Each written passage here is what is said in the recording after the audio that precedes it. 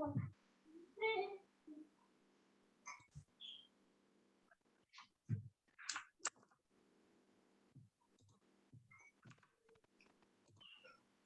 warahmatullahi wabarakatuh. Waalaikumsalam warahmatullahi wabarakatuh. Alhamdulillah nahmaduhu wa nasta'inuhu wa nastaghfiruh wa na'udzubillahi min syururi anfusina wa min sayyiati a'malina may yahdihillahu fala mudhillalah wa may yudlilhu fala hadiyalah. Asyhadu an la ilaha illallah wahdahu la syarikalah wa asyhadu anna Muhammadan abduhu wa rasuluh la nabiyya ba'dah. Qala Allah ta'ala fil kitabihil karim a'udzu billahi minasyaitonir rajim bismillahirrahmanirrahim. Wa ma khalaqtul jinna wal insa illa liya'budun. Alhamdulillah, pujian itu hanya untuk Allah Subhanahu wa taala. Kita memuji Allah, kita mohon pertolongan kepada Allah. Kemudian kita minta perlindungan kepada Allah dari kejelekan jiwa-jiwa kita dan dari kejahatan perbuatan-perbuatan kita. Kita kembali mengingat bahwasannya kita diciptakan oleh Allah Subhanahu wa taala adalah untuk beribadah kepada Allah, ya. Nah, jadi Allah itu membagi waktu menjadi dua bagian. Allah menjadikan siang dan Allah menjadikan malam. Nah, kita manfaatkan sebaik-baiknya waktu ini. Allah mengatakan, wa ja'alna laila libasa wa ja'alna nahara ma'asya. Allah jadikan siang untuk mencari penghidupan, ya, untuk mencari nafkah. Kalian sebagai mahasiswa ya berarti siang untuk belajar. Kemudian Allah jadikan malam sebagai pakaian untuk kalian, yaitu untuk kalian beristirahat, untuk kalian beribadah dengan khusyuk pada malam hari. Ya. Nah, jadi bagi waktunya siang untuk bekerja, malam untuk beribadah kepada Allah. Jangan sampai kehidupan ini melalaikan kita, ya. Karena kata Imam Ahmad bin Hambal bahwasanya dunia ini adalah tempat kita beramal, sedangkan negeri akhirat itu adalah tempat kita menerima balasan. Nah, jadi begitu banyak orang-orang yang berada di kubur saat ini menginginkan kembali mereka dikembalikan ke dunia untuk beramal soleh, ya, padahal itu tidak mungkin. Jadi Allah sudah menetapkan kalau sudah mati ya tidak akan dibangkitkan kembali ke dunia, tetapi nanti akan dibangkitkan pada hari berbangkit, pada yaumul ba'ats. Nah, di saat itu manusia akan dimintai pertanggungjawabannya oleh Allah. Ya, ditanya 5 hal. Tentang masa mudanya dihabiskan buat apa? Kemudian tentang sehatnya, ya. Kemudian tentang umurnya dihabiskan buat apa? Tentang ilmunya, apakah ilmunya diamalkan, ya. Kemudian tentang harta, dari mana didapat dan kemana dibelanjakan. Alhamdulillah adik-adik sekalian, pada hari ini kita akan belajar mengenai uji klinik. Dan kemudian belajar mengenai etika penelitian pada manusia, ya, yang terdapat pada deklarasi Helsinki, ya. Nah, jadi apa itu uji klinik atau clinical trials atau clinical studies? Sama, ya, bisa disebut dengan clinical trials atau clinical studies. Nah, ini adalah uji atau penelitian medis yang melibatkan manusia. Nah, jadi kalau dia melibatkan manusia di dalam penelitiannya atau di dalam studinya, maka itu disebut dengan uji klinis, ya. Ingat, jadi uji klinis itu adalah penelitian atau studi medis yang melibatkan manusia. Nah, secara umum ada 2 jenis untuk uji klinis ini atau penelitian klinis ini, ya. Yang pertama adalah kita cuma melakukan observasi saja. Jadi tidak kita melakukan intervensi, tidak kita memberikan treatment sesuatu pun kepada kelompoknya, kepada manusia, kita cuma mengamati saja, ya. Nah, kemudian yang kedua adalah uji klinis dengan menggunakan intervensi atau menggunakan obat atau treatment, ya, atau diberikan perlakuan. Nah, kalau studi observasional ini cuma mengamati saja, nah, di sekelompok manusia, ya. Jadi mengamati orang-orang dalam keadaan normal. Jadi misalkan kita mengumpulkan informasi, ada sukarelawan yang menurut karakteristiknya luas, jadi kita membandingkan perubahan kelompok tersebut dengan kelompok yang lain dari waktu ke waktu. Ya, misalkan kita mau mengumpulkan data melalui pemeriksaan medis, tes atau kuesioner tentang sekelompok orang lansia, misalkan ada lansia, ada kelompok yang satu, ada kelompok yang lain. Nah, jadi kita bandingkan dengan mempelajari mereka ke depan. Ya, misalkan mempelajari hubungan antara gaya hidup dengan kesehatan kognitif, pola pikir mereka. Misalkan ada sekelompok orang yang dia memang rajin mengaji, misalkan ya, membaca Al-Quran, nah, kemudian yang lain enggak. Nah, kita ikuti ke depan. Ya, jadi di awal kita lakukan tes tentang kognitif mereka. Nah, kemudian kita ikuti beberapa tahun ke depan. Nah, kita kan tidak melakukan intervensi, jadi memang mereka sudah memiliki karakteristik tersebut. Nah, jadi ini disebut dengan studi observasional. Jadi kita tidak melakukan intervensi apapun. Akan berbeda kalau satu kelompok kita treatment, misalkan satu kelompok lansia kita ajari dengan cara duduk atau cara mengangkat barang yang baik, ya. Nah, kemudian diikuti, sedangkan kelompok lain tidak kita ajari. Nah, ini sudah ada intervensi, jadi bukan tergolong lagi studi observasional, ya. Jadi kalau studi observasional kita cuma mengamati saja tanpa melakukan intervensi. Nah, studi observasional ini dapat membantu mengidentifikasi kemungkinan baru untuk uji klinis. Jadi ini bisa untuk uji pendahuluan, ya. Jadi uji pendahuluan, apakah ada perbedaan yang bermakna antara masing-masing kelompok masyarakat tersebut. Nah, kemudian datanya bisa kita gunakan untuk uji klinis, ya. Suara saya jelas atau terputus-putus? Jelas, dokter. Jelas, dokter. Jelas, dokter. Nah, yang kedua, ya, uji ke manusia itu bisa sifatnya disebut dengan uji klinis, ya. Jadi uji klinis ini uji yang dilakukan pada manusia, ya. Jadi tujuannya adalah untuk mengevaluasi intervensi medis, bedah atau perilaku juga bisa. Tetapi ini ada intervensinya, ya, ada perlakuan pada manusia tersebut. Nah, jadi ini merupakan cara utama peneliti untuk meneliti apakah pengobatan baru, misalkan dia itu lebih baik efeknya daripada pengobatan yang lama, ya, atau diet, ya, diet misalkan kita meneliti diet Mediterranean, ya, dengan diet Western itu mana yang lebih baik, misalkan, ya, atau misalkan perangkat medis yang sudah dipasarkan, misalkan alat pacu jantung, itu apakah aman dan efektif pada manusia. Nah, jadi untuk uji klinis ini harus melewati dulu uji preklinis sebelumnya. Jadi sudah dilakukan uji pendahuluan yang sangat lengkap, ya, di uji preklinis, uji toksisitas sudah lulus gitu, ya, obatnya. Kemudian uji karsinogeniknya sudah lulus, tidak, jadi dia tidak toksik, kemudian tidak karsinogenik, kemudian dia sudah dipahami dengan betul mekanismenya di mana, zat aktifnya apa, gitu.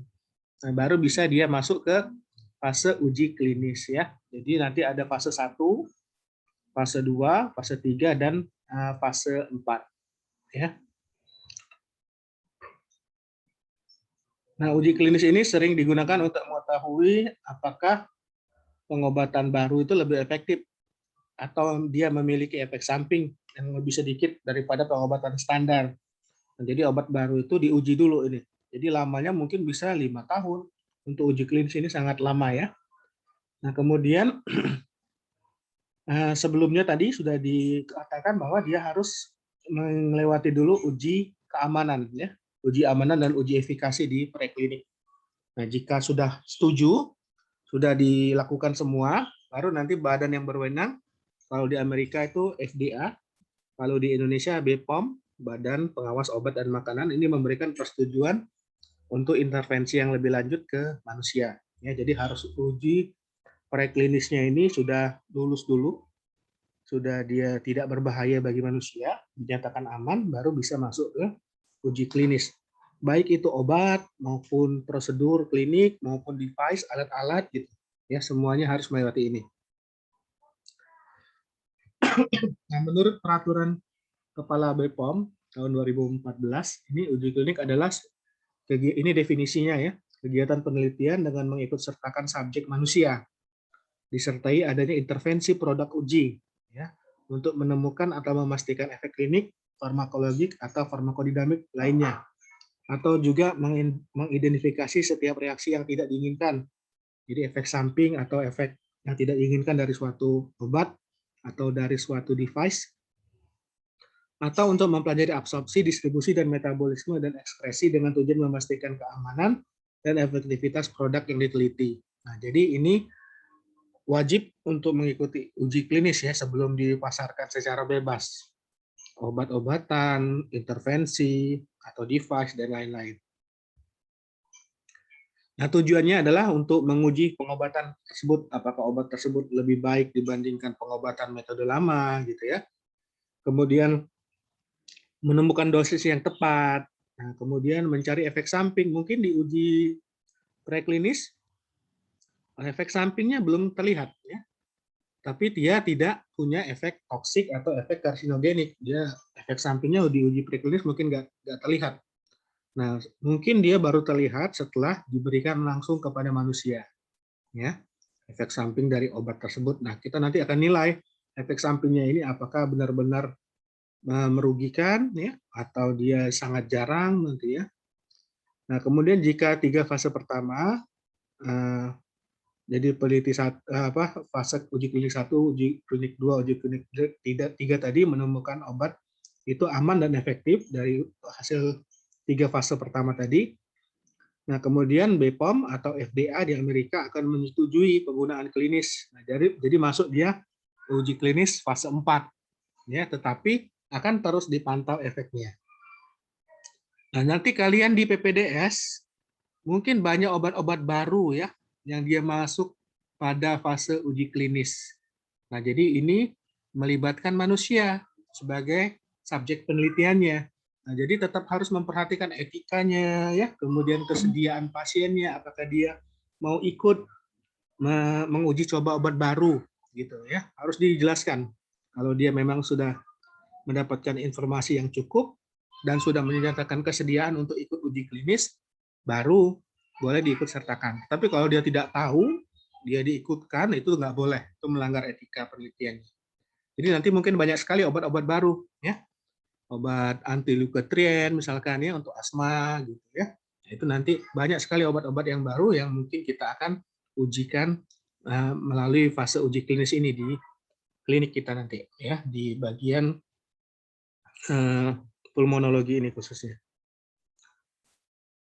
Nah, kemudian FDA atau BPOM itu mengharuskan lulus dulu fase 1, 2, dan 3, baru kemudian bisa masuk ke fase 4 yang akan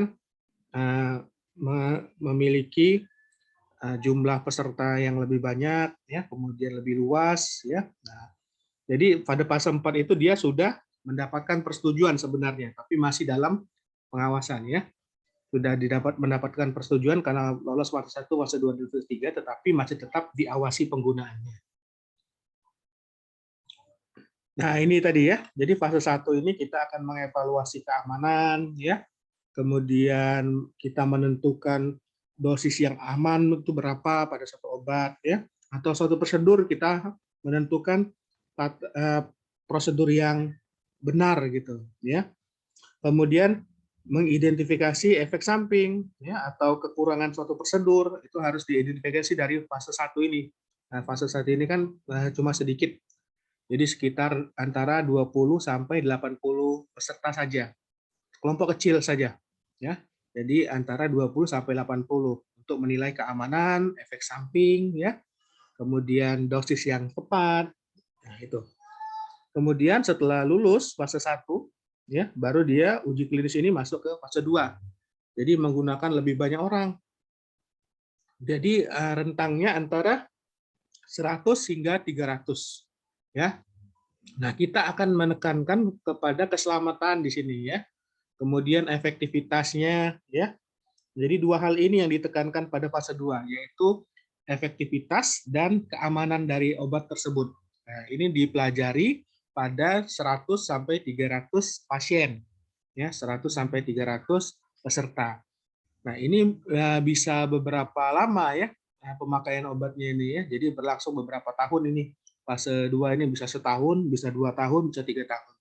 Ya, jadi untuk menemukan satu obat baru itu sangat lama, panjang.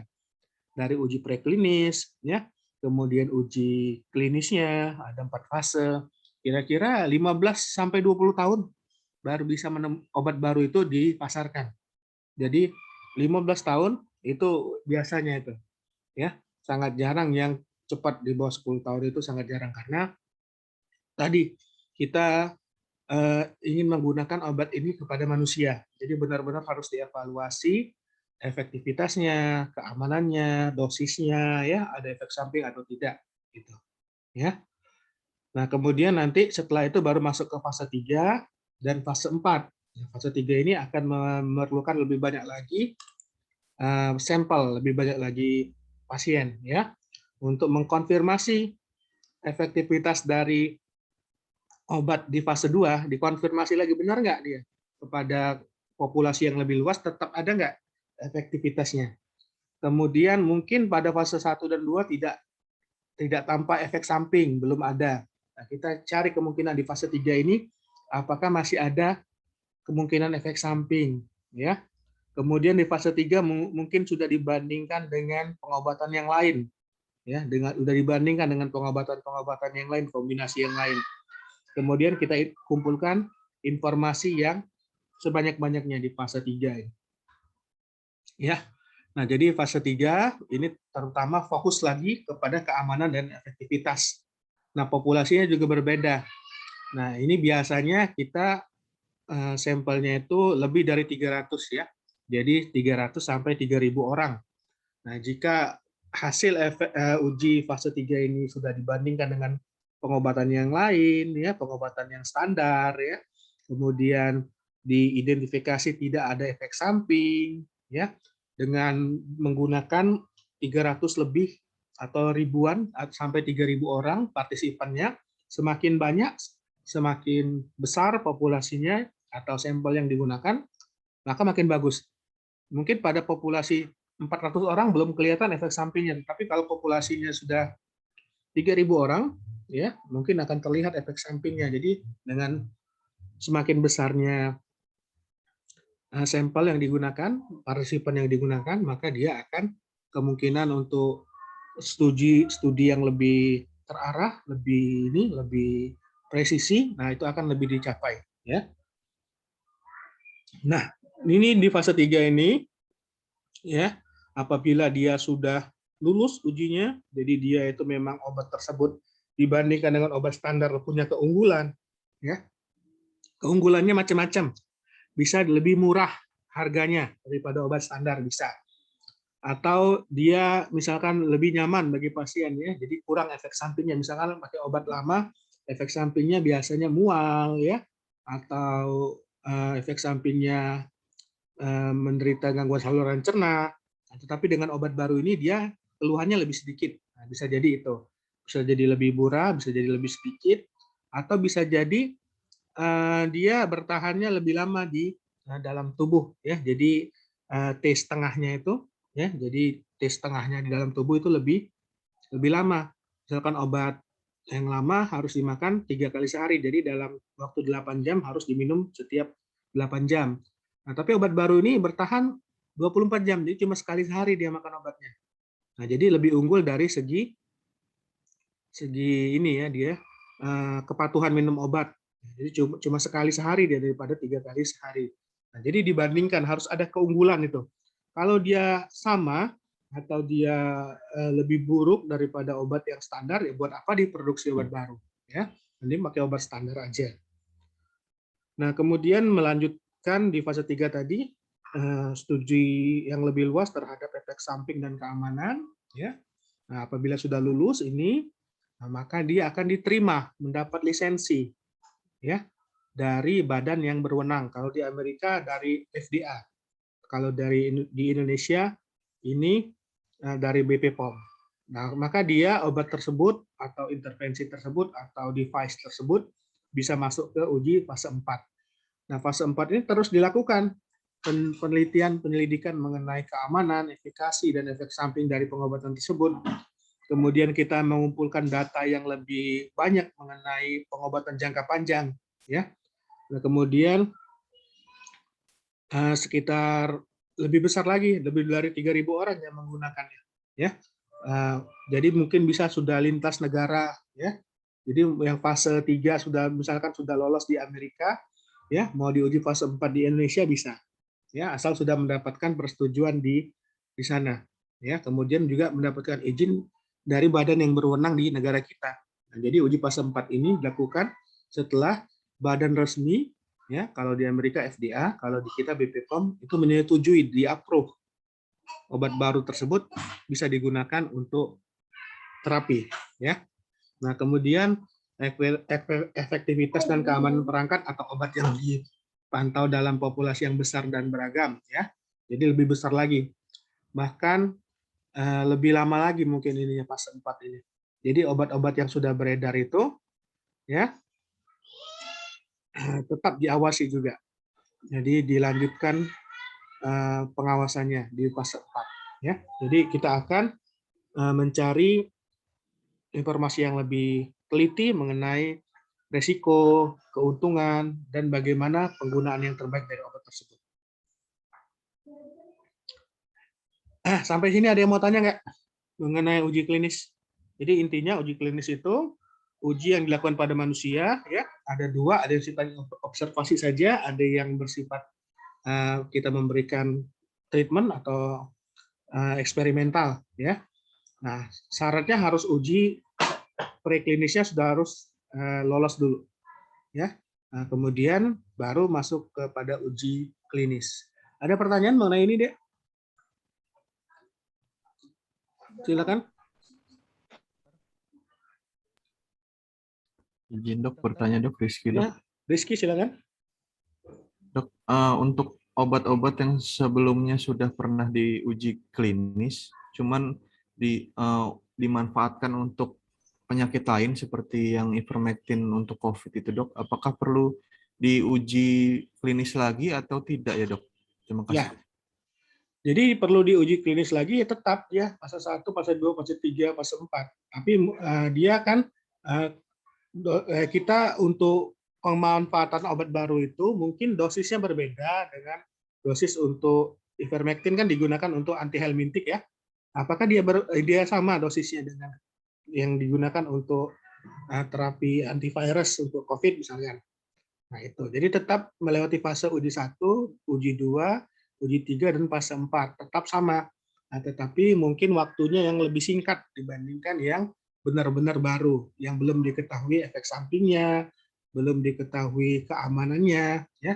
Nah, tetapi kalau obat yang sudah baku, ya sudah standar, tetapi digunakan untuk pengobatan yang lain, ya untuk tujuan indikasi yang lain, ya tetap harus melakukan fase ini 1, 2, 3, 4, tapi mungkin waktunya lebih cepat dibandingkan dari obat yang benar-benar baru.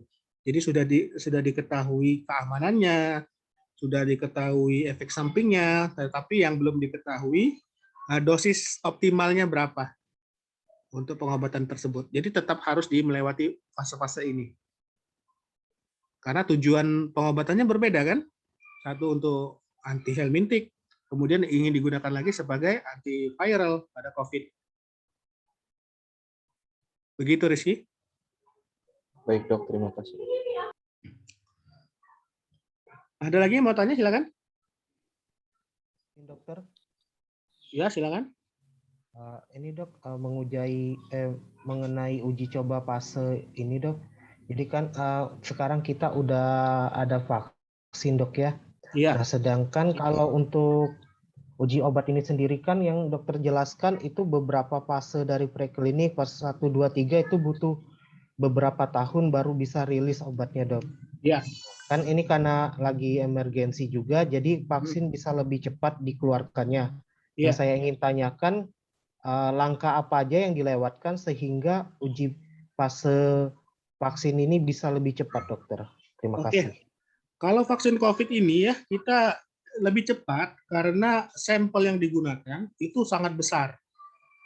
Besar sekali. Jadi orang itu untuk melewati fase 1, fase 2, fase 3-nya ini, dia lebih cepat. Jadi karena sampel atau partisipan yang digunakan itu bisa banyak sekali. Jadi bisa diidentifikasi dalam waktu yang lebih cepat. Ya, berbeda dengan obat-obat yang baru. Orang nggak mau biasa jadi partisipan ya, karena dia belum tahu manfaatnya, belum tahu ininya ya. Tetapi kalau vaksin COVID ini diuntungkan karena memang pandemi ini banyak sekali orang yang menderita penyakit ini ya. Kemudian partisipannya juga banyak sekali yang sukarelawan yang mendaftar. Nah, dengan itu fase-fase yang dilalui ini bisa menjadi lebih cepat. Berbeda dengan obat yang baru, benar-benar baru, mencari relawan untuk fase 1 aja susah, mungkin 80 orang aja susah mau ikut ya, atau yang fase 2 yang 300 orang ya. Kemudian fase 3 yang 3.000 orang. Nah, tapi kalau vaksin COVID ini itu cepat sekali ininya, kita menemukan partisipan yang mau ikut ya, dan kemudian efek-efek sampingnya juga lebih cepat untuk diawasi ya. Nah, kemudian vaksin ini kan diawasinya nggak terlalu lama, jadi cuma single dose kan. Nah, ini juga mempercepat, berbeda dengan obat-obat yang dimakan secara rutin. Nah, jadi kalau single dose ini, KIPI-nya itu komplikasi setelah pemberian vaksin itu kan cuma diawasi beberapa hari. Berbeda dengan obat-obat yang butuh memakan obatnya secara rutin dan teratur. Seperti obat antihipertensi itu kan setiap hari makan obatnya, ya. Jadi vaksin memang lebih cepat, ya, karena dia cuma single dose, ya. Kemudian subjek yang digunakan juga besar. Kemudian memang keseriusan vaksin ini mendesak untuk dikembangkan. Jadi berbagai center itu berlomba-lomba mereka saling memberikan informasi, ya, saling membantu. Nah, berbeda dengan obat. Kalau obat kan biasanya sendiri yang mengembangkan perusahaan tertentu. Jadi kerjasamanya terbatas. Begitu, Elman.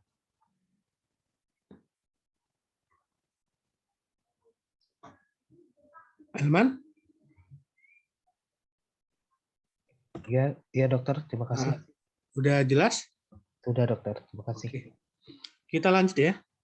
Untuk yang ke materi selanjutnya mengenai etika penelitian ya. Nah, jadi etika penelitian pada manusia ini dimulai dikembangkan sejak deklarasi Helsinki ya. Nah, jadi banyak latar belakangnya, dulu belum ada etika secara internasional untuk penelitian pada manusia. Jadi dokter-dokter zaman dahulu, misalkan pada zaman penjajahan Jepang ya, nah itu melakukan uji klinis langsung ya, tanpa mempertimbangkan etika atau mempertimbangkan keselamatan dari ininya ya. Banyak sekali ini, tidak perlu kita sebutkan satu-satu. Jadi sebelum ada deklarasi Helsinki ini, penelitian itu masih sangat ini ya, kadang-kadang melanggar hak asasi manusia, melanggar hak dasar manusia ya.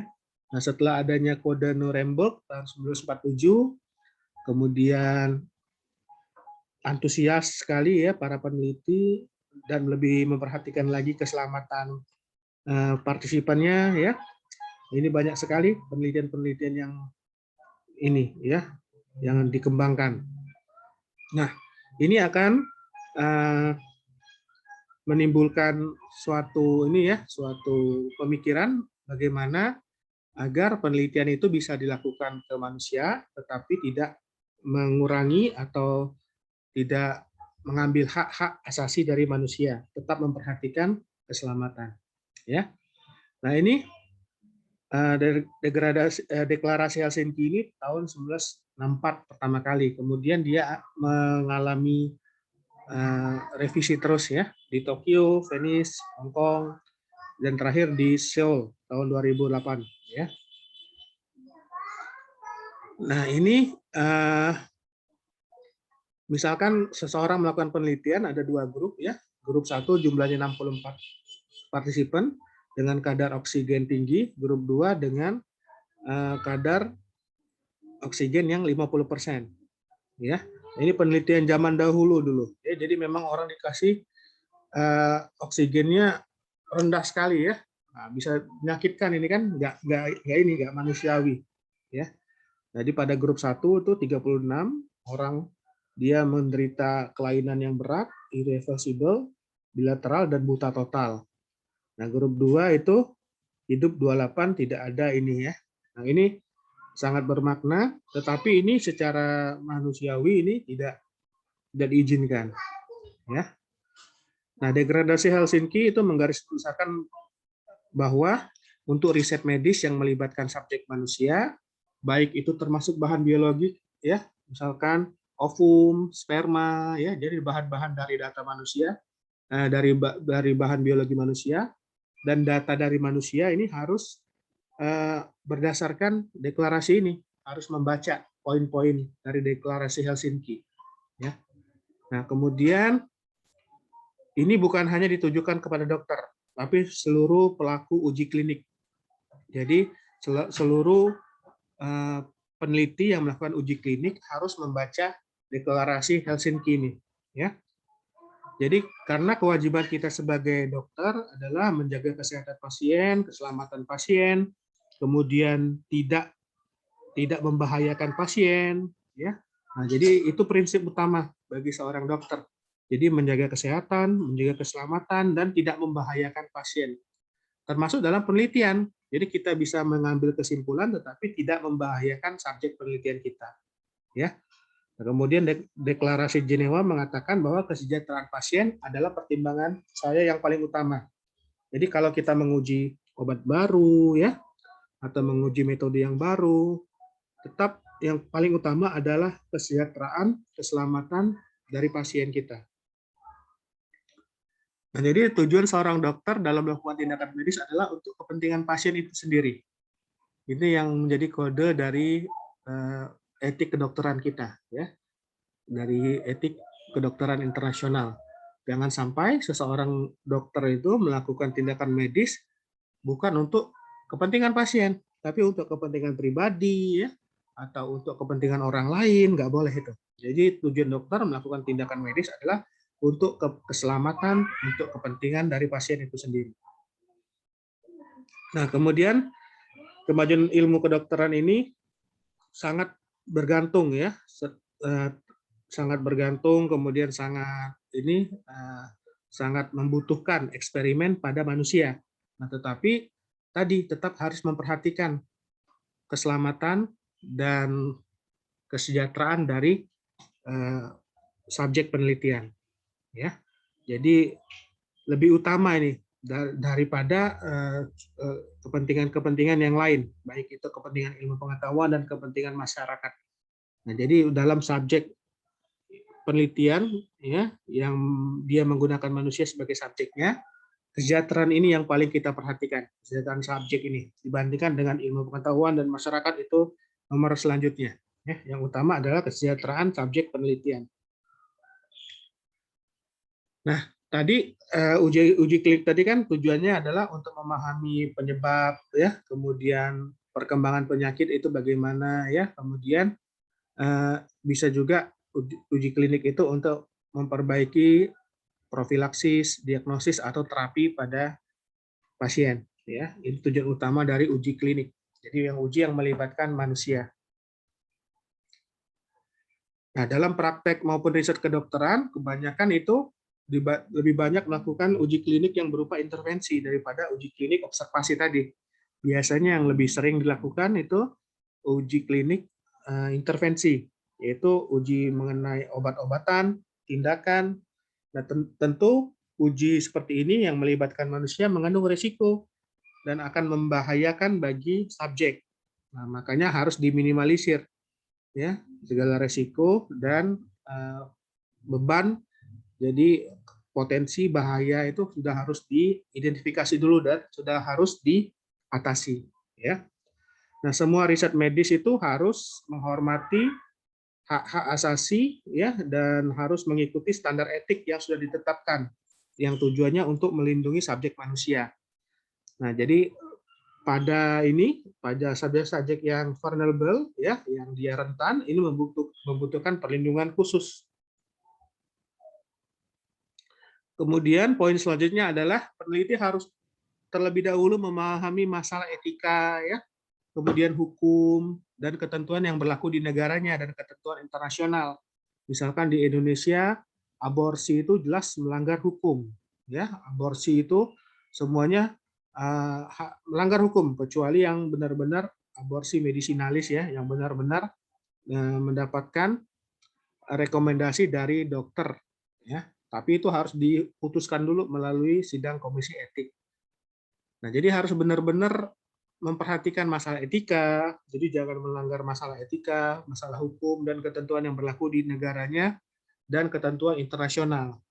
Jadi tidak boleh ada peraturan lokal, internasional ataupun peraturan pemerintah setempat yang dilanggar dalam melakukan proses penelitian uji klinis, ya.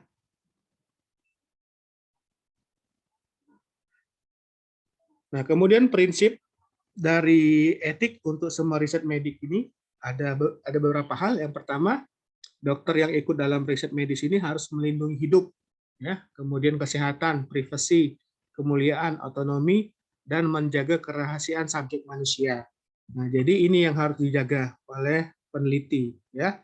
Jadi kita harus menjaga kelangsungan hidup, kemudian kesehatan, menjaga privasinya, kemudian kehormatan, ya, otonomi. Jadi pasien itu berhak untuk ikut, kemudian untuk keluar dari penelitian, tidak boleh dipaksa. Jadi dia bebas. Kemudian data-data yang kita punya, data-data pribadi itu tidak boleh dipublikasikan. Itu harus dijaga kerahasiaannya. Nah, kemudian uji klinik juga harus memenuhi prinsip ilmiah dan berdasarkan literatur ilmiah. Nah, jadi menurut prinsip ilmiah, jadi misalkan subjek penelitian, ya, itu kita harus cukup, tidak boleh berlebihan atau kurang, ya. Nah, jadi ada penentuan sampel penelitian itu harus pas sampelnya, jadi tidak boleh berlebih juga dan tidak boleh kurang, ya. Kemudian literatur ilmiah yang mendasarinya harus sudah established, harus sudah mapan dan baku, ya. Kemudian data laboratoriumnya, ya. Nah, ini harus lengkap, ya. Kemudian alat-alatnya sudah ditera, sudah dilakukan kalibrasi. Kemudian hewan coba ini sudah dilakukan dulu kepada hewan coba. Sebelum kita masuk ke uji klinik manusia, sudah melalui fase preklinik dan sudah diketahui data dosis toksiknya, dosis karsinogeniknya mungkin, ya, atau zat-zat yang lain yang bisa menimbulkan bahaya apabila diberikan pada manusia. Nah, begitu juga dengan hewan. Hewan juga harus diperhatikan, ada hak asasi binatang juga, ya, dalam melakukan percobaan atau penelitian riset ilmiah. Kemudian riset itu harus menjaga lingkungan, jadi tidak boleh merusak lingkungan, ya. Jadi tidak boleh kita menimbulkan limbah yang bisa merusak lingkungan, ya, atau kita menimbulkan zat-zat yang berbahaya bagi orang lain, itu tidak boleh. Jadi harus memperhatikan aspek lingkungan juga. Nah, kemudian semua rancangan penelitian itu harus dituangkan dalam protokol penelitian. Nah, nanti akan dinilai oleh komisi etik. Nah, ini sudah ke standar internasional ini. Jadi kalau kita mau publikasi, penelitian kita sudah harus mendapatkan rekomendasi dari komisi etik. Nah, komisi etik ini bisa diterbitkan oleh fakultas, bisa dari rumah sakit, bisa juga, ya. Jadi bisa di fakultas, ada di Fakultas Kedokteran, Unila ada. Nah, bagusnya setiap rumah sakit itu juga, atau pusat-pusat pendidikan, pusat-pusat ini, ya, pelayanan kesehatan itu punya komisi etik juga. Nah, jadi harus punya semuanya, ya, dari fakultas, dari rumah sakit juga harus punya. Kemudian semua kejadian yang tidak diinginkan harus segera dilaporkan, ya. Kemudian harus jelas disponsori oleh siapa dananya, ya. Ada afiliasi dari siapa, ada konflik kepentingan ada atau tidak, ya. Misalkan sponsornya dari pabrik, ya, pabrik apa gitu, ya, pabrik obat atau pabrik rokok atau pabrik apa, itu harus jelas. Kemudian insentif untuk subjek juga harus dilaporkan untuk dinilai. Jadi subjeknya itu ya harus memperoleh manfaat dari dia mengikuti penelitian ini. Jadi harus diberikan insentif. Ya. Nah, kemudian protokol harus jelas mengenai akses dari post study-nya. Ini harus jelas. Jadi dalam protokol data-data yang sudah kita peroleh setelah studi itu mau diapakan datanya, atau disimpan atau di ini ya, atau untuk digunakan untuk penelitian lain, itu harus jelas. Nah, kemudian sebelum dilaksanakan protokol itu jelas harus mendapatkan rekomendasi ya atau mendapatkan persetujuan dari komite etik. Nah, komite etik ini harus independen ya. Jadi dia terdiri dari beberapa orang ahli yang sudah mengikuti pelatihan mengenai etika penelitian dan etika kedokteran. Kemudian dia sudah harus paham tadi deklarasi Helsinki ya, jadi sudah harus bersertifikat ini anggota komisi etiknya. Kemudian komisi etik ini berhak memonitor, jadi dia berhak untuk mengawasi pelaksanaan suatu uji klinis ya, ataukah dia sesuai dengan aturan atau tidak ya. Dan protokol ini tidak boleh diubah tanpa persetujuan dulu dari komite etik. Jadi kalau di suatu penelitian saat dia berjalan tiba-tiba protokolnya mau diubah, nah dia harus mengajukan lagi revisi pengubahan ya, dan harus disetujui dulu baru dilanjutkan penelitiannya. Nah, tanpa ada persetujuan berarti nanti dia tidak sah ininya ya kalau diubah sendiri. Nah, kemudian harus memberikan laporan khususnya pada adanya kejadian serius adverse event, ya, ada efek samping yang serius dari penelitian klinik tersebut, harus segera dilaporkan ke komisi etik. Nah, kemudian penelitian yang melibatkan manusia ini hanya boleh dilakukan oleh orang yang berkompeten. Jadi harus orang yang berkompeten secara ilmiah dan harus ada supervisinya yang mengawasi. Jadi harus ada pengawasnya yang dilakukan juga oleh orang yang berkompeten secara klinik. Ya. Nah, jadi anggota penelitian itu baik yang mengambil data ya, itu harus orang-orang yang berkompeten. Jadi dia memiliki kompetensi dan kemudian harus dibawa pengawasan juga oleh orang yang berkompeten. Nah, tanggung jawab terletak kepada penanggung jawab tadi yang berkompetensi secara medis ya, bukan pada subjek. Nah, kemudian untuk populasi-populasi yang rentan, nah ini hanya boleh digunakan populasi ini apabila uji klinis ini benar-benar bermanfaat ya, setelah dinilai hasilnya sangat bermanfaat untuk populasi tersebut. Nah, jadi benar-benar harus selektif ini kalau untuk populasi yang rentan ini. Ya. Kemudian setiap uji klinis harus didahului dengan kajian risiko dan beban yang dipikul subjek dan masyarakat dibandingkan dengan manfaat potensialnya. Jadi manfaatnya harus lebih besar daripada risiko dan beban yang bisa atau mungkin ditanggung oleh subjek penelitian. Ya. Kemudian sebelum melakukan rekrutmen, setiap uji klinis itu harus didaftarkan dulu ke database. Nah, jadi harus didaftarkan dulu ke BP POM ya kalau di Indonesia. Kalau di Amerika harus ke FDA. Didaftarkan dulu ujinya itu sebelum dimulai, sebelum direkrut. Jadi setelah dia mendapatkan persetujuan komite etik, baru kemudian penelitian uji klinis ini sudah didaftarkan.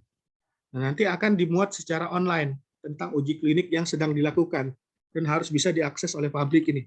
Jadi orang itu tahu sedang diuji klinik apa saat ini gitu. Ya. Jadi setelah penelitiannya ini disetujui oleh komite etik harus didaftarkan ke database di badan yang berwenang ya. Kemudian seorang dokter tidak boleh ikut dalam suatu uji klinik kalau ia tidak dapat memperkirakan risiko. Jadi kalau dia tidak bisa memperkirakan risiko apa yang akan dihadapi subjek dan tidak tahu cara mengatasinya, ini nggak boleh. Jadi benar-benar harus dokter yang berkompeten untuk melakukan penelitian.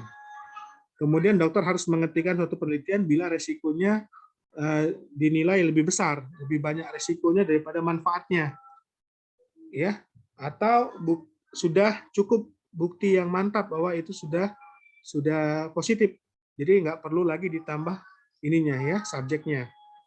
Kalau sudah bisa diambil kesimpulan dengan benar, sudah terbukti ya kesimpulannya dengan tepat, dengan benar, jadi tidak perlu diperpanjang lagi uji kliniknya.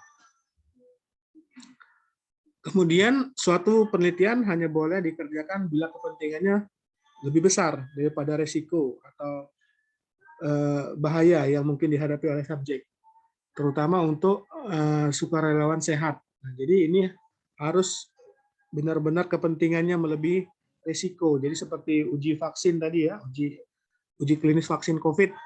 Nah, ini benar-benar harus kepentingannya itu harus lebih besar dibandingkan risiko-risiko yang mungkin dihadapi oleh peserta uji klinis, terutama untuk relawan yang sehat.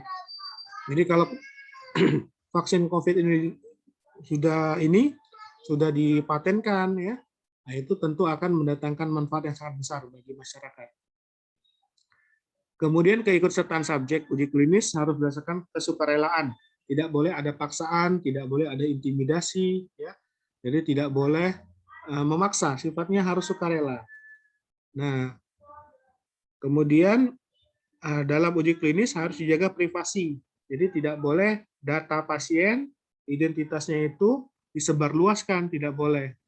Nah, karena sekarang kan banyak penyalahgunaan data, gitu ya.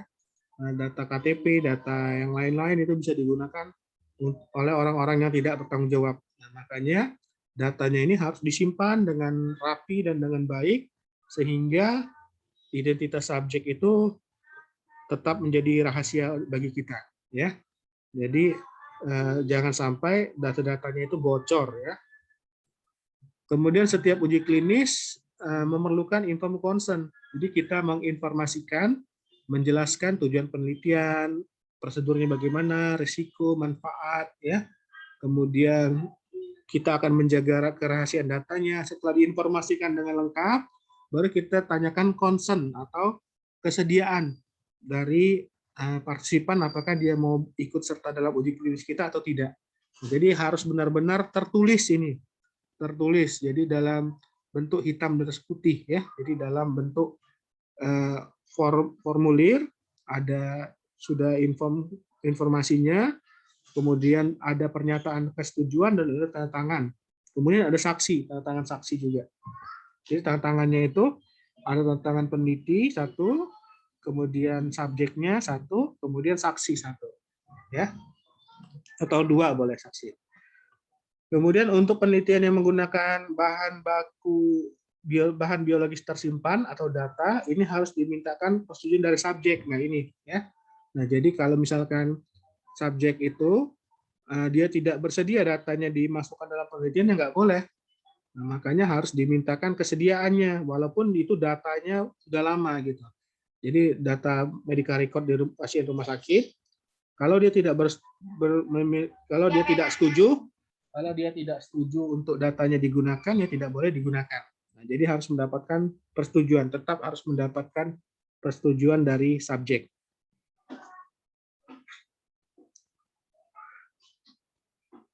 Nah, kemudian waktu meminta informed consent, peneliti harus hati-hati terhadap subjek yang tergantung padanya. Jadi nggak boleh terkesan memaksa. Misalkan saya dosen ya, mau meneliti kepada mahasiswa.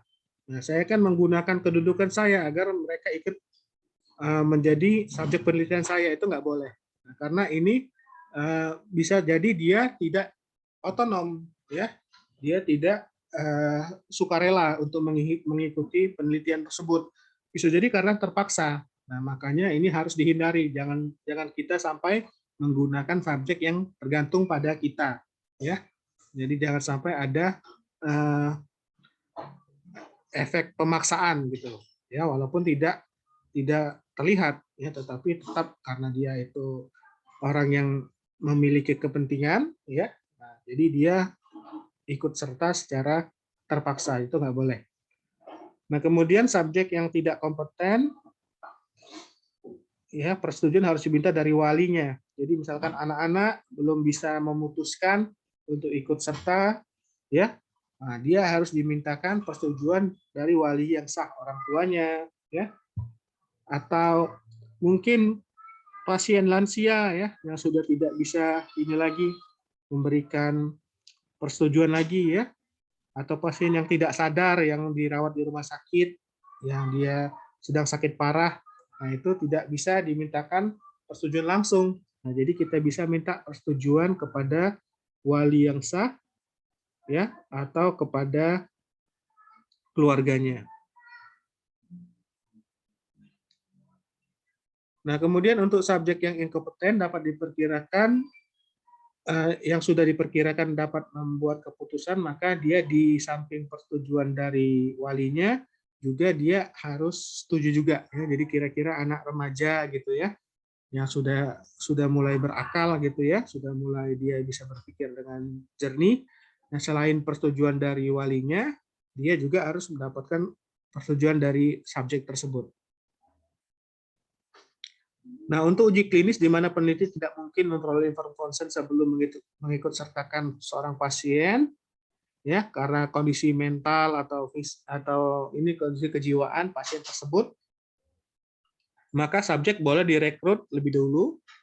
Nah, kemudian persetujuan secepatnya diminta apabila subjek sudah memungkinkan untuk memberikan persetujuan. Ya, misalkan pada tadi ya, pada pasien yang sakit parah ya. Nah, dia saat itu belum mungkin ya untuk memberikan persetujuan. Nah, maka bisa kita minta persetujuan kepada dia setelah dia sembuh nanti bisa. Tapi kita sudah datanya sudah kita simpan dulu ya. Nah, kemudian baik peneliti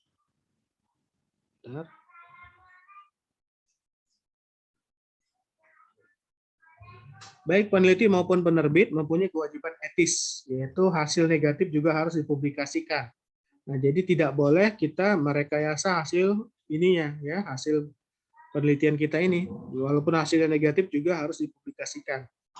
Kemudian informasi mengenai konflik kepentingan ya, institusi, nah itu harus diungkapkan dalam publikasi. Misalkan siapa yang mendanai penelitian ya, kemudian dia bekerja di mana ya. Jadi harus ada poin konflik of interest ya. Kalau memang kita tidak ada konflik kepentingan, dikasih penjelasan di situ di publikasi kita. Nah, tidak ada konflik kepentingan dalam penelitian ini. Gitu. Peneliti bebas, tidak mempunyai kepentingan apapun dalam ini. Ya. Kemudian laporan eksperimental yang menyimpang dari prinsip yang diuraikan dalam deklarasi ini tidak boleh diterima dan dipublikasikan. Jadi dia misalkan tidak mematuhi prinsip-prinsip keamanan bagi subjek, ya, tidak mendapatkan persetujuan komite etik. Nah, ini tidak boleh dipublikasikan. Jadi ini untuk tim publikasinya ya, untuk tim jurnalnya dia tidak akan menerima kalau tidak ada komite etiknya menyetujui ya, tidak ada persetujuan dari komite etik.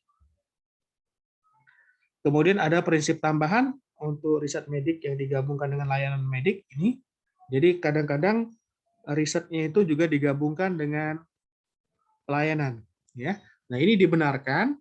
Nah, tapi untuk tujuan untuk memperbaiki cara diagnostik, profilaktis, ya, kemudian pengobatan penyakit. Nah, selain itu juga harus diyakinkan bahwa ikutnya pasien tidak akan membahayakan dirinya. Nah, jadi kadang-kadang memang riset ini digabung dengan pelayanan. Misalkan kita memberikan obat baru pada pasien kita di rawat jalan di poli. Nah, ini jadi tujuannya harus jelas ya untuk memperbaiki cara diagnostik atau profilaksis atau pengobatan ya. Nah, kemudian harus diyakinkan bahwa tidak membahayakan pasien ya. Nah, kemudian manfaat, resiko dan beban itu harus dibandingkan dengan cara pengobatan terbaik yang ada pada saat itu. Nah, kemudian placebo hanya dibenarkan bila tidak ada cara pengobatan standar pada saat penelitian itu dikerjakan. Jadi kalau ada pengobatan standar yang dibandingkan itu adalah pengobatan standar, ya. Misalkan antipiretik, obat standarnya paracetamol ya, itu paracetamol yang jadikan ininya, ya, obat standarnya, ya, yang dijadikan pembandingnya. Tapi kalau tidak ada, misalkan kita mau menguji efek obat yang baru, belum ada obat standarnya, itu diberikan placebo. Nah, kemudian tidak boleh menimbulkan resiko yang berbahaya atau menimbulkan kerusakan permanen pada subjek penelitian. Nah, kemudian pada akhir penelitian, setiap pasien harus diberitahu hasil penelitiannya. Ya. Jadi kalau dia mengikuti uji klinis, misalkan selama 6 bulan, dia diikutkan. Nah, jadi hasil akhirnya harus diberitahu bagaimana hasil penelitian kita ini, apa kesimpulannya. Nah, kemudian diberikan obat atau perlakuan terbaik yang terungkap pada hasil penelitian tersebut. Jadi dia memiliki post study access. Jadi setelah selesai penelitiannya, nah dia tetap mendapatkan obat yang terbaik yang hasil dari penelitian tersebut. Jadi kalau suatu pabrik obat, misalkan dia melakukan uji klinis dan hasil obatnya itu baik, memang lebih bagus daripada obat standar.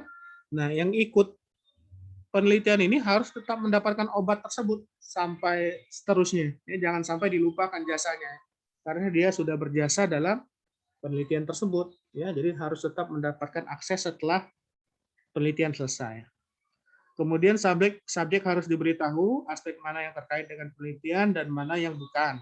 Ya, jadi subjek bisa menolak, ya, ikut serta dalam penelitian dan tidak boleh mempengaruhi hubungan dokter pasien. Jadi kalau dia dalam sifat pelayanan, nggak boleh kita kalau pasien tersebut menolak penelitian, kita jadi hubungannya renggang, ya, dokter pasien. Jadi tidak lagi ramah dengan pasien tersebut, gitu ya, atau kita timbul estimasi yang jelek, gitu ya, dengan pasiennya, ya.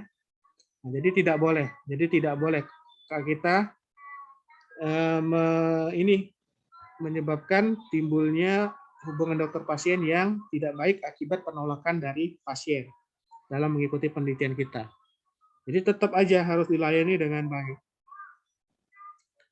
Kemudian dokter boleh menggunakan cara terapi yang belum terbukti manfaatnya bila memang tidak ada cara pengobatan yang terbukti aman dan efektif. Nah, ini ya. Jadi kalau selama masih ada pengobatan yang aman dan efektif, itu yang harus kita berikan kepada pasien. Ya, selama masih ada pengobatan yang aman dan efektif, itu yang harus kita berikan.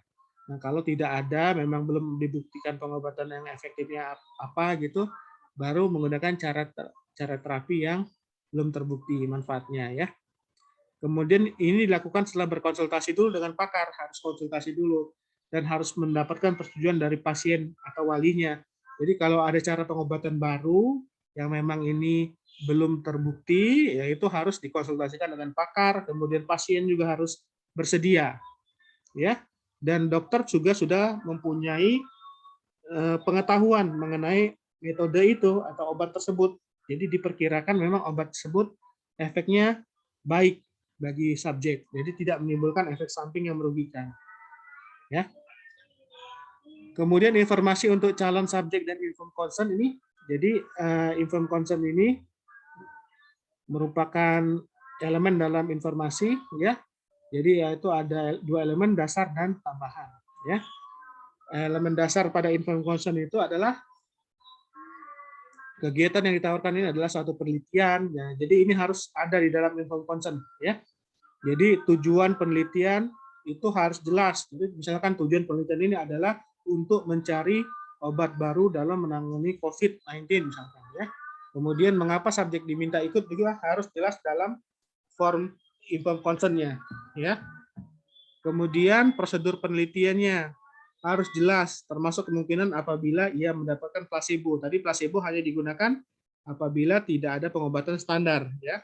Nah, kalau dia ada pengobatan standar harus dibandingkan dengan pengobatan standar. Kemudian di dalam informed consent harus ada resiko potensial yang dicantumkan kalau memang ada, misalkan rasa tidak enak, rasa tidak nyaman yang mungkin nanti dialami oleh subjek.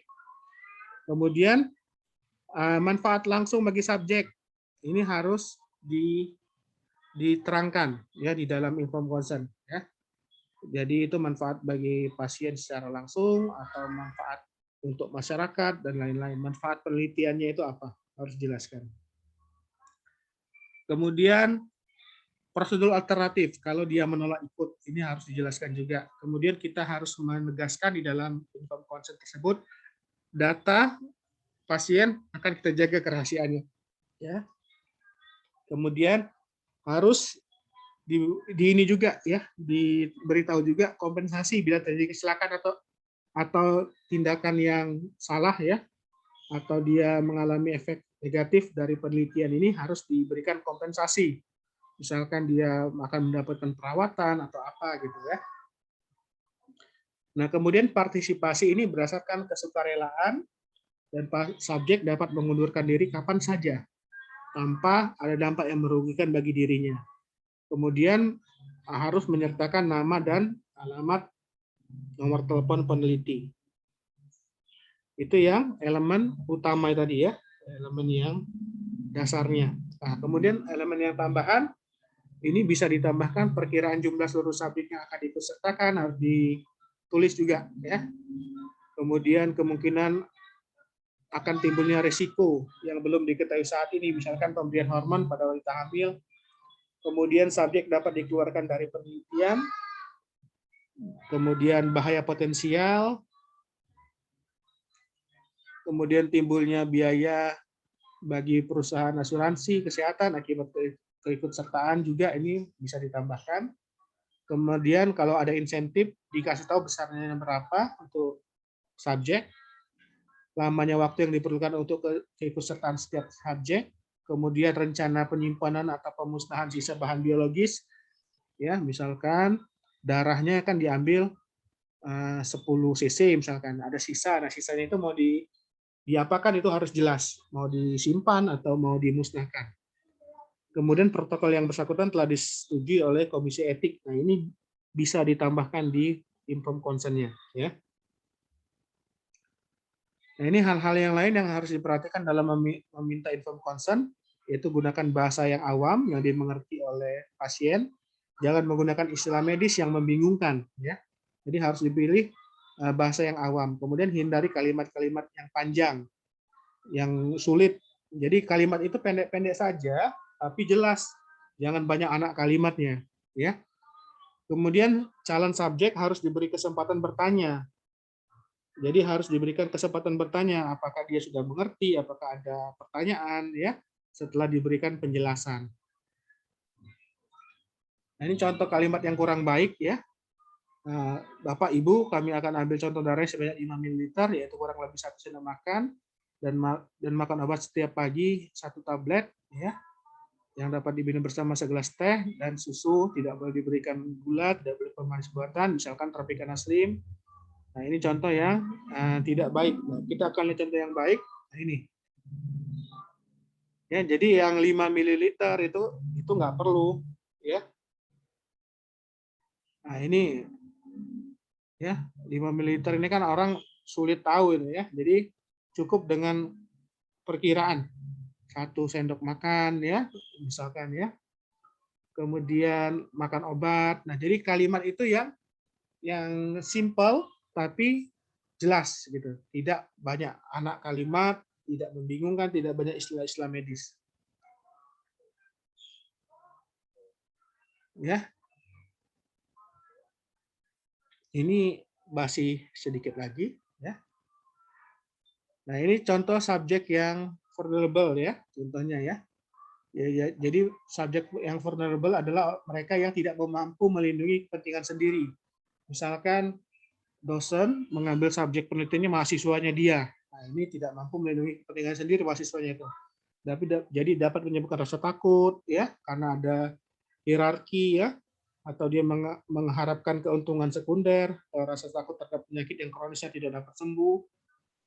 Ya, kemudian ketidakmampuan membuat keputusan. Nah, contohnya adalah narapidana, misalkan mahasiswa, anak-anak, pasien lain ya. Untuk subjek yang tidak mampu membuat keputusan sendiri, inform consent ini diminta bagi orang yang berhak mewakilinya secara hukum. Oke, sampai sini silakan ada yang mau bertanya? Mohon izin dokter dengan Robi dok mau bertanya dok. Robi? Iya dok. Jadi tadi dokter kan sudah banyak menyampaikan kepada kami bahwa pada uji klinis itu mulai dari preklinis sampai dok. Nah, yang sekarang ini kan dok, COVID ini memang baik vaksin yang mendapatkan sertifikasi emergensi ya dok, maupun obat-obatannya sekarang kan semua kebanyakan pada clinical trial dok, seperti Ya. misalnya tocilizumab IL-6. Iya. Waktu itu saya itu dihadapkan dengan pernyataan saya harus nebus tocilizumab untuk almarhum ayah saya sekitar 12.600.000 per vial per hari. Iya. Tetapi saya diminta menandatangani surat bahwa ketika ada efek samping dan sebagainya itu tidak menuntut gitu dok. Jadi masih ada dalam clinical trial. Nah, Iya. dengan membaca apa yang dokter sampaikan ini, kan saya merasa sebagai keluarga pasien gitu ya dok, saya merasa tidak ada hak-hak saya yang dibela di situ dok oleh si perusahaan obat tersebut.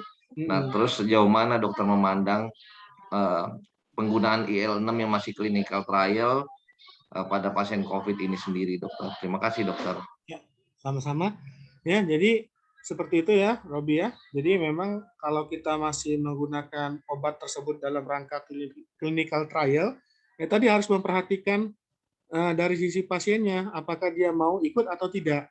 Jadi tidak boleh memaksakan seseorang itu harus ikut dalam uji klinik tersebut. Jadi juga harus dijelaskan bahwa itu masih dalam fase uji klinik dan apakah dia bersedia untuk diikutsertakan seperti itu. Karena berarti dia masih dalam tahap fase uji klinik, mungkin kemungkinan fase 3. Ya, karena dia belum jelas efek samping yang mungkin akan didapatkan pada pasien. Nah, jadi sebagai seorang keluarga pasien, ya keluarga pasien berhak tahu.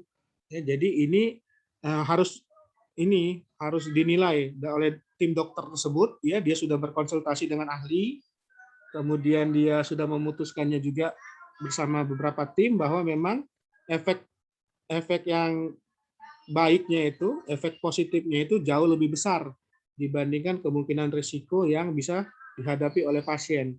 Jadi kalau memang tidak ada lagi jalan yang lain, ya, kemudian pengobatan yang lain juga tidak ada yang lebih baik dari itu, tidak ada salahnya ya kita memang mencoba gitu. Seperti itu, Robi. Baik dokter, terima kasih banyak dokter. Ya, jadi memang dokternya itu ya mungkin memang sudah menilai itu suatu jalan terbaik untuk terapi pada saat itu. Jadi memang tidak ada lagi kemungkinan terapi yang lain. Jadi sudah dia nilai yang terbaik dan memang obatnya mahal dan memang belum selesai uji klinisnya ya, sedang diuji ya. Jadi ya kita selain berusaha ya kita tetap berdoa kepada Allah. Nah, itu yang menyebabkan kita harus mawas diri. Ya. Jadi kita ini ya cuma berusaha saja, yang menentukan semuanya itu Allah Subhanahu wa taala. Begitu ya, Robi ya? Baik, dokter. Oke, ada lagi yang lain yang mau tanya? Silakan. Jadi harus benar-benar dijelaskan kepada pasien bahwa obat ini masih diujikan dan pasien juga harus diberitahu kalau ini diikutsertakan dalam pengujian, harus mendapatkan persetujuan dulu untuk ikut serta. Kalau dia tidak diminta informed consent, itu nggak sah ininya penelitiannya. Ya. Ada yang lain yang mau bertanya, silakan. Ini nanti kalian bakal banyak ini obat-obat yang ini ya, yang bakal diuji klinis di klinik nanti banyak nanti. Silakan Adik. Iya, terima kasih dokter. Izin bertanya untuk menanggapi pertanyaan Elman sama Bang Robi tadi, dokter. Seperti awal-awal kan pada vaksin Sinovac, dokter ya, itu sudah melewati fase uji dan dinyatakan aman oleh BPOM, dokter. Selanjutnya kan ada melakukan vaksinasi massal, dokter. Ya. Nah, di situ kita dihadapkan dengan informed consent lagi, dokter. Ya. Yang seperti dokter bilang tadi, persetujuan jika terjadi apa-apa, tidak dituntut, dan sebagainya. Nah, apakah dalam uji yang setelah melewati uji yang sebelumnya, itu kita masuk ke dalam trial juga, dokter? Kalau misalkan masuk, apakah melanggar etik? Yang kedua, banyak kasus-kasus dari farmakovigilan yang tidak terlaporkan, dokter. Seperti pada saat tadi di RSUD, itu ada yang disuntikan dan terjadi kipi, demam, dan sampai terjadi ARDS, tetapi tidak terlaporkan, dokter. Itu bagaimana menurut pandangan dari dokter? Terima kasih, dokter. Terima kasih ya. Jadi untuk vaksin COVID itu rata-rata masih masuk fase 4 semua itu. Jadi masih tetap diawasi kemungkinan risiko yang timbul ya, keuntungan, kemudian bagaimana penggunaan vaksin yang efektif. Jadi tetap dia masuk ke fase pengawasan, tetapi hanya saja sudah mendapatkan ini rekomendasi, ya sudah mendapatkan izin dari BPOM, berarti fase 3-nya sudah lewat. Nah, dia ada di sini berarti masih terus diawasi. Ya, semua vaksin itu masih masuk fase 4 kayaknya. Jadi belum ada yang benar-benar aman. Jadi tetap diawasi. Begitu, Adi. Pertanyaan kedua tadi apa, Di? Yang itu, dokter, kan ada beberapa case sebenarnya, dokter ya. Apalagi kalau kita hubungan dengan farmakovigilan, dokter ya. Terjadinya KIPI atau serious adverse effects. Nah, kan pada saat tadi bertugas di Rumah Sakit Cilegon, di situ ada 3 dokter yang pos disuntikan, terjadi KIPI serius, terjadi demam. Dan disusul pada 2-3 hari itu terjadi ARDS, dokter. Dan 2 di antara 3 itu meninggal dunia. Nah, pertanyaan Adi, kenapa pada saat pelaporan dari farmakovigilannya itu tidak dilaporkan sebagai suatu KIPI, dokter ya, malah dinyatakan sebagai terkena COVID, dokter?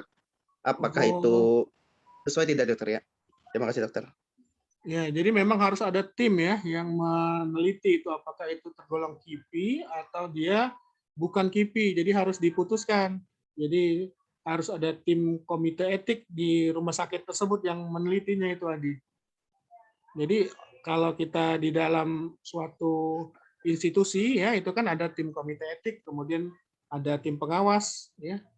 Nah, jadi itu tetap harus dilaporkan dan harus diinvestigasi itu. Itu ada investigasinya nggak di situ dari tim etik atau dari ini rumah sakitnya? Kurang tahu sih, dokter, kalau Adi ya. Tapi kalau yang dilihat hanya melihat dari hasil PCR positif, lalu dinyatakan bahwa si pasien ini COVID, sebelumnya sudah terkena COVID gitu, dokter. Iya. Tapi tidak dianggap sebagai suatu KIPI. Padahal kan H-1 hari belum terjadi apa-apa. Iya, dokter?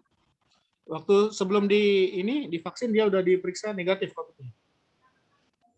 Di antara yang 4 itu ada 1 yang sudah cek antigen, dokter. Hasilnya negatif, tapi setelah disuntik jadi positif, dokter. Oh iya. Nah, itu harus harus diteliti dengan seksama, kemudian harus jadi laporan juga ke ke tim vaksinnya. Seperti itu.